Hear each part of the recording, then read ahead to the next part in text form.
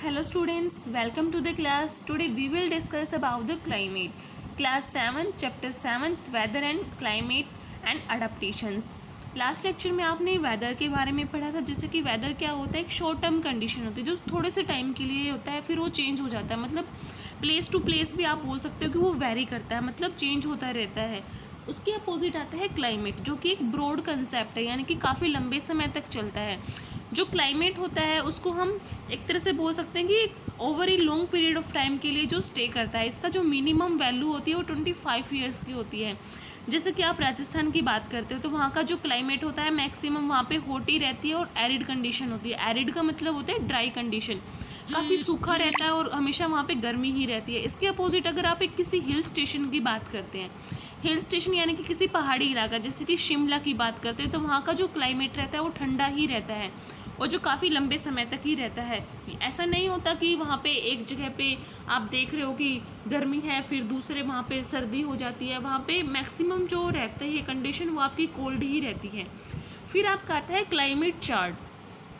Climate chart होता है कि जो भी एनुअल रिकॉर्ड है किसी भी प्लेस का, किसी भी प्लेस का आप कर सकते हो कि जो भी एनुअल रिकॉर्ड मतलब एक पूरे साल का जब आप एक रिकॉर्ड बना के रखते हो कि वहाँ पे टेम्परेचर इतना है, इतनी वहाँ पे रेनफॉल है यानी कि बारिश होने वाली है किसी भी प्लेस के बारे में, तो उसको हम बोलते हैं क्लाइमेट चार्ट। जैसे कि आप यहाँ पे देख सकते हो, आप किसी भी प्लेस का उठा सकते हो, उस प्लेस की आप जो भी एनुअल यानी कि पूरे साल का जो भी रिकॉर्ड बना रहे हो कि वहाँ पे इतना टेम्परेचर रहने वाला है, इतनी बारिश होने वाली है, इतनी ह्यूमिडिटी वहाँ पे रहने वाली है, तो वो आपका होता है क्लाइमेट चार्ट। अब ये जो क्लाइमेट चार्ट है ये सेम नहीं रहता, इसको बहुत सारे फैक्टर्स हैं जो अफेक्ट करते रहते हैं, मतलब अपना प्रभाव डालते रहते हैं। तो उनमें से आप यहाँ पे पढ़ने वाले हो factors affecting the climate of a place. किसी भी जगह का जो क्लाइमेट है वो बहुत सारे फैक्टर्स पे डिपेंड करता है, जैसे कि डिस्टेंस यानी कि लैटिट्यूड पे, दूसरा है हाइट यानी कि altitude, distance from the equator, जैसे कि आप सपोज करो ये आपका ग्लोब ही मान लो, इसको अर्थ है, ये इसका इक्वेटर होता है और ये इसके पोल्स हैं, तो ये डिस्टेंस पे भी डिपेंड करता है। दूसरा जो सी लेवल है उससे उसकी हाइट पे भी डिपेंड करता है। ह्यूमिडिटी यानी कि जो नमी है उस पर डिपेंड करता है, या फिर जो वाइंड है उसकी डायरेक्शन क्या है, यानी कि कौन सी डायरेक्शन में जो वाइंड है वो मूव कर रही है। इन सारे फैक्टर्स पे जो आपका क्लाइमेट है वो डिपेंड करता है। जैसे कि अगर हम बात करते हैं डिस्टेंस फ्रॉम द इक्वेटर, तो ये आपका इक्वेटर है और ये आपकी अर्थ है और ये आपका सन है। तो यहाँ पे आप देख सकते हो कि जो सन है इसकी जो रेज है वो डायरेक्ट यहाँ पे गिरती हैं। तो सन की रेज जहाँ पे डायरेक्ट गिरेंगी ऑब्वियसली वहाँ पे कैसी कंडीशन होएगी, वहाँ पे गर्मी होएगी। इसके अपोजिट यहाँ पे है पोल्स, जहाँ पे जो सन की जो रेज है वो डायरेक्ट फॉल नहीं करती बल्कि कुछ तिरछी जा रही हैं, तो वहाँ पे कैसी है कंडीशन है, यानी कि वो ठंडी रहती है, यानी कि इक्वेटर्स पे आपकी गर्मी रहती है और जो आपके पोल्स हैं वहाँ पे ठंड रहती है। तो लैटिट्यूड का मतलब था डिस्टेंस। अगर आप यहाँ से डिस्टेंस को इंक्रीज करते जाते हो, यहाँ से डिस्टेंस ये इंक्रीज होती जाएगी तो वो पोल्स की साइड मूव करता जा रहा है, तो पोल्स पे जैसा कि ये मैंने बताया तो पोल्स पे क्या होती है, ठंड रहती है। तो जैसे जैसे आपकी जो डिस्टेंस इंक्रीज कर रही है, आपका लैटिट्यूड इंक्रीज कर रहा है, तो वहाँ का टेम्परेचर जो होता है वो कोल होता जा रहा है।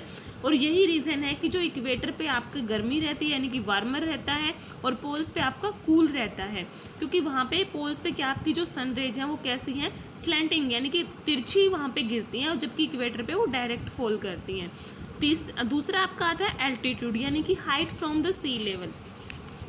अब जैसे कि आप देख सकते हो कि आप किसी माउंटेन इलाके पे जाते हो या हिल स्टेशन पे जाते हो तो आप देखना कि वहाँ पे कैसा रहता है, ठंड रहेगी, जबकि आप प्लेन्स पे देखना हमेशा गर्मी रहती है। मतलब प्लेन्स पे जो क्लाइमेट है वो माउंटेन के कंपैरिजन में वहाँ पे हॉट कंडीशन होती है, तो ये आपका एल्टीट्यूड हो जाता है। फिर आता है आपका डिस्टेंस फ्रॉम द सी, यानी कि सी, जैसे सपोज करो यहाँ पे आपका ओशियन है, तो आप देखना जितने भी ओशन के आसपास के जो इलाका होता है उस पर आप देखना कि ठंडी ही मिलेगी, और जो उससे दूर आपको इलाका देखने को मिलेगा, जो भी उससे दूर प्लेस होएगा वहाँ पे आपको हॉट कंडीशन मिलती है। तो डिस्टेंस फ्रॉम द सी पे भी जो आपका क्लाइमेट है वो डिपेंड करता है। किसी भी प्लेस का जो क्लाइमेट है वो डिस्टेंस फ्रॉम द सी से अफेक्टेड होता है। जैसे कि जो कोस्टल एरिया यानी कि कोस्टल एक तरह से आप बोल सकते हो समुद्र के तट वाले, यानी कि उसके तट पे जो एरिया होते हैं वहाँ पे आपको कूल मिलेंगे, यानी कि वहाँ पे ठंड मिलती है। जबकि जो इनलैंड एरिया यानी कि जो अंतर्देशीय यानी कि उससे जो थोड़ा दूर होते हैं वहाँ पे आपको गर्मी मिलेगी देखने के लिए, और वहाँ पे ह्यूमिड भी ज़्यादा होती है, क्योंकि क्या होता है, नमी भी ज़्यादा होती है जो कोस्टल एरियाज़ होते हैं वहाँ पे, क्योंकि क्या होता है कि जो एयर है आपका ओशियन है उसके ऊपर एयर फ्लो कर रही है, तो कुछ वाटर के कॉन्टेंट्स को वो भी एब्जॉर्ब करेगी, वाइंड भी एब्जॉर्ब करती है, और जैसे ही वाइंड वहाँ पे फ्लो करती है तो वहाँ पे ह्यूमिडिटी कुछ ज़्यादा ही रहती है, यानी कि नमी की कंडीशन वहाँ पे आपको ज़्यादा ही देखने को मिलेगी। फिर आपका आता है ओशियन करंट। ओशियन करंट पे के द्वारा भी जो आपका क्लाइमेट है वो भी अफेक्ट होता है। फिर वाइंड्स के थ्रू, जैसे कि मैंने आपको एग्जांपल बता दिया, अगर आप माउंटेन्स की बात करते हो तो वहाँ पे ठंडी हवाएं चलती रहती है। अगर आप किसी प्लेन्स की बात करते हो तो प्लेन पे आपको क्या मिलता है, वहाँ पे आपको हॉट ही मिलता है। अगर कोई कूलर एरिया है, वहाँ की जो एयर होती है, ब्रीज का मतलब यानी कि आप हवाई बोल सकते हो, बहुत ही रिफ्रेश होती है, मतलब ठंडी ठंडी हवाएं आपको देखने को मिलती है। तो इस तरह से ये सारे फैक्टर्स हैं जो आपके क्या कर रहे हैं, क्लाइमेट को अफेक्ट करते हैं।